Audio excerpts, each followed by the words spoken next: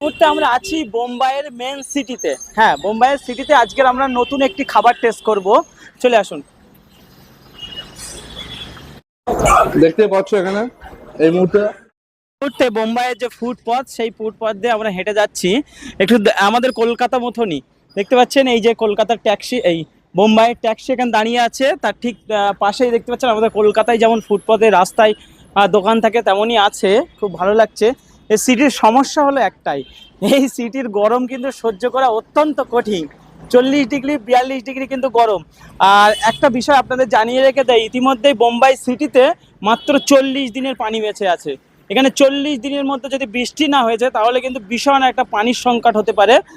এই মুহূর্তে আমরা বোম্বাইয়ের রাস্তা দিয়ে হেঁটে যাচ্ছি।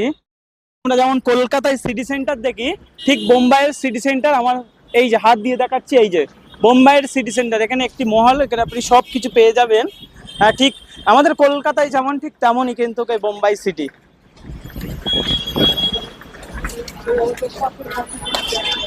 এসে বোম্বাই ঘুরে কেমন লাগছে? আমার তো খুবই ভালো লাগছে। একটাই সমস্যা, সেটা হলো আর কি প্রচণ্ড গরম। আর এত গরম আর কি এসি ছাড়া তো এখানে থাকাই যাচ্ছে না। আর এই মুহূর্তে দেখতে পাচ্ছেন যে বোম্বাই ফুটপাতে যে প্যান ফ্যানগুলো যেগুলো বিক্রি হচ্ছে খুবই কম দাম, কলকাতার থেকে অনেকই কম দাম।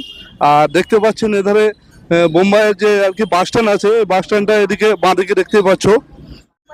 আর বোম্বাইয়ের ফরচুনাটা দেখতে পাচ্ছ এই মুহূর্তে, খুব দারুণ লাগছে গাড়িটা। কত বছর চলে এখানে গাড়িগুলো আর কি 15 বছর চলে, 15 বছর আর পরে কাটাই হয়ে যায় গাড়িগুলো।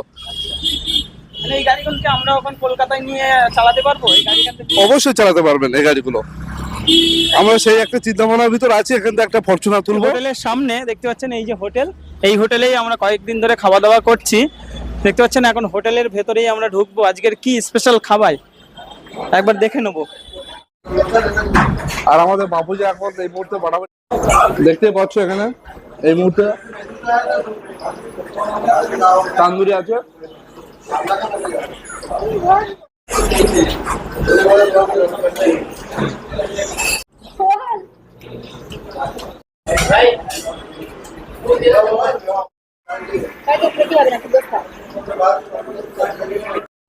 দেখতে পাচ্ছ এখানে